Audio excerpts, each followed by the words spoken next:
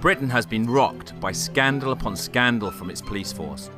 The organisation has been repeatedly found wanting when it comes to stamping out corrupt and criminal behaviour in its ranks. My name is Michael Doherty. I'm a civil liberties campaigner and founder of Justice Now. I seek to bring about fundamental change to the systems of police accountability in the UK. Lee Balkwell died in suspicious circumstances in the summer of 2002. The police have declared it a freak accident, but his father suspects murder. Les had concerns about the conduct of the police at the scene of Lee's death, and dozens of misconduct charges have been upheld against officers who investigated it. Despite countless reviews of the case, Lee's father feels we are no closer to seeing justice for his son. He said that the arms and hands were not part of the trauma in the drum.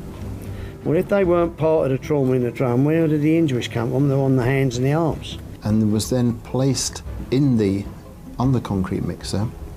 The people who owned the farm there would have switched on the cement mixer. There's absolutely no doubt that that could not have happened by an accident.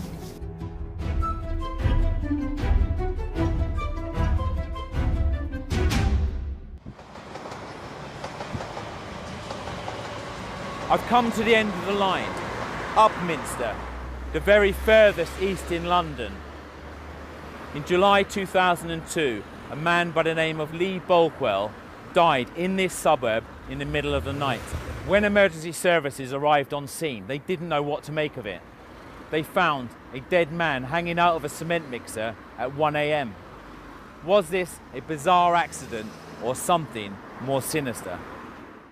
The dead man's name was Lee Balkwell, and even now, 12 years later, his father is still fighting to get to the truth of what happened to his son. The scene that they found was a lorry parked, and my son's body was wedged between the drum of that lorry, which was a cement mixing lorry, and the chassis. Here you can see one of the lorry's two identical access hatches. Lee's arms and head have been trapped inside the hatch. His body was outside as the drum had revolved. His body was caught between the chassis of the vehicle and the drum as it turned, causing severe injuries to his torso. The situation seems suspicious, purely by virtue of how unusual it is. Tony Bennett represents and advises Lee Balkwell. The only thing really for the police to decide was this foul play or not. And some of the ambulance and fire crew were very observant, and there were all sorts of indications at that stage that this could not have been an accident. This is CCTV footage from Baldwin's farm where Lee died. The ambulance arrives and the crew rush to the concrete mixer. There was nothing they could do. Lee had died instantly.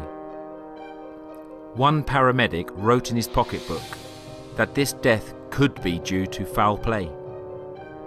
Another also felt that it was a suspicious death, and a third reluctant to touch the body in case they damaged important evidence. According to the initial investigation, how did Lee die? The initial investigation worked on the basis that it was an accident, although around about 2:30 AM on that morning, there must have been some honest police officers at the scene because they declared it a suspicious death. The police would revert to the opinion that this was a freak accident and would state that they have investigated all possibilities thoroughly. They maintain that Lee Balkwell and Simon Bromley were cleaning the inside of the concrete mixer, using drills to remove hardened concrete from the inside of the drum. They had taken it in turns to climb out, switch on the engine, and very slowly rotate the drum so they could clean the next section of it. On one occasion, Simon Bromley went to switch the engine on, and a mechanical failure caused the drum to immediately and rapidly spin. Lee had for some reason tried to climb out through a maintenance hatch and was halfway out when this failure occurred, trapping him between the drum and the chassis, killing him instantly. Les Balkwell and Tony Bennett strongly disagree with the police's assessment and believe a very different sequence of events unfolded.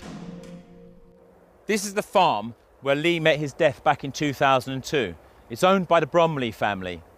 a family that's had a checkered history with the police over the years. Lee was employed there back in 2002 when he met his death. Les, his father, believes that there was criminal activity involved in the death of his son. And how do you believe Lee died? My belief from information we've received is that Simon Bromley suspected my son of having a fling or an affair with his partner, Sue Lawrence. And he was called, he had actually left at 11:35.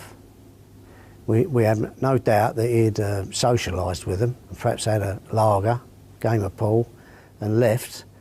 But they had had a large delivery of cocaine to that farm that night.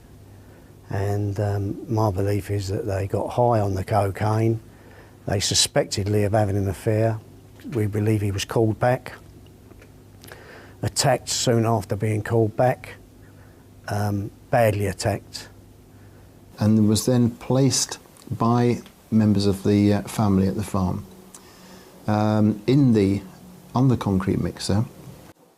The people who owned the farm there would have switched on the cement mixer, and the inspection hole would have come round, taken his head and shoulders below, left the rest of his body outside. That's quite clear from the photographs. There's absolutely no doubt that that could not have happened by an accident. Les eventually managed to obtain photos from his son's post-mortem. He points out injuries on Lee's body that are not explained by the police's version of events, and says that they support his theory of how Lee died. But what we believe is that something's been tied around his wrist, and a forensic photographer has given that opinion. The bloke who's spent 20 to 30 years photographing these sort of things. And he said, unfortunately, Mr. Balkwell, I have to tell you that it appears your son has been restrained by something tied around his wrist. Secondly, this, what I say, is a cut on the palm. The opinion given by people who are not regarded as experts but have experienced similar things say that looks like a classic defence wound where Lee has protected himself and grabbed the blade, and as they pulled the blade out, it's cut through the palm of the hand. In Dr. Swift's original opinions of Lee's, he said that the arms and hands were not part of the trauma in the drum. Well, if they weren't part of the trauma in the drum, where did the injuries come from? They're on the hands and the arms. For example, he said the hands and arms were not part of the trauma in the drum. Where did all this come from then? He's telling us they come from somewhere else, isn't he? Yeah. But the police, when you try to speak to them about this, they ignore these as though they're not there. We need answers. The police pathologist's opinion was that all of Lee's injuries were either caused by the drum of the concrete mixer or were caused after death by the fireman's attempts to free him from the lorry. It was a long and difficult process. The police have stuck to this view through several examinations of Lee's body.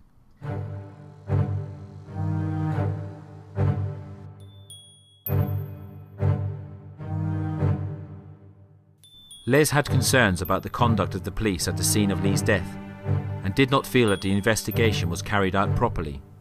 Complaints about this were lodged. Had key witnesses been identified and interviewed in a proper way? Was evidence seized and secured in a timely manner? It was 2003 when these complaints were made. Essex Police carried out an investigation into these complaints, but came to the conclusion that the officers involved had done their jobs properly and that the overall operation had been executed as it should have been. This was not the last that Essex Police would hear of these complaints, but more on that later. Les says his concerns with the police were not limited to the investigations at the scene of his son's death.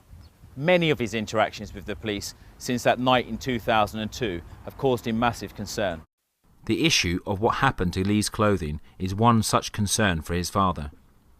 We was led to believe right up until October of 2002 that the police still had the clothing, but it was needed for forensics. Well, we now know that was a lie because they never done no forensics. And, as has come out in the last 18 months, 2 years, documents have been found that show that the SIO, Graham Ball, had ordered the destruction of my son's clothing or within 24 hours of him being removed from the drum. And is there any explanation as to why they destroyed evidence so early on in the case? They said that Lee's partner didn't want them. But that's got nothing to do with forensics. I didn't want them, but I wanted them to keep them and do a forensic study of the clothing, because we thought there'd been something untoward happened and there could have been a transfer of body fluids or DNA or whatever. The Bromleys had a CCTV system at Baldwin's farm. Many cameras all linked into one system. Les requested a copy of the CCTV after viewing some of it with his daughter at a police station. But the tapes he was sent were incomplete. There was 1 hour of footage missing in between the two tapes, and more importantly, they showed the view of only one camera. When Les complained about this, he got a strange reaction. The police sent a new tape without acknowledging their earlier mistake. The new tape matched what Les had seen at the police station, showing several other camera views at the very start, but only for fractions of a second each. The police footage from the morning after Lee's death shows the concrete mixer parked opposite the Bromleys' property. On the side of the house, you can just make out a CCTV camera. Here it can be seen more clearly, just above the fence, pointing out over the road towards the concrete mixer. This frame from the CCTV tape is undoubtedly filmed by that camera, just above the fence, and has a clear view of where the concrete mixer was parked. Footage from this camera would solve Lee's death in a heartbeat. So where is it? The police assert that this single second of video is all they have from this crucial camera. Did the police at the scene of Lee's death fail to seize all of the necessary tapes? Had the footage been tampered with before they got there? After 12 years, it's impossible to know. Terry Haynes was the name of the officer who supplied the first two tapes to Les, and later charges of misconduct were upheld against him for doing so. Well, the importance about these tapes is they do not carry the Essex Technical Department's logo or a what's-name number, record number of... Job number. Or job number, whatever you want to call it. So if a police officer supplied tapes that weren't made by the technical department, who has made them? He's going to have to answer the question. Haynes resigned when he was told that he would be interviewed by the Independent Police Complaints Commission. What he also said was he made this statement to the IPCC that he's not prepared to cooperate with the investigation or the inquiry. That is in black and white. I wonder why. It's funny that, isn't it?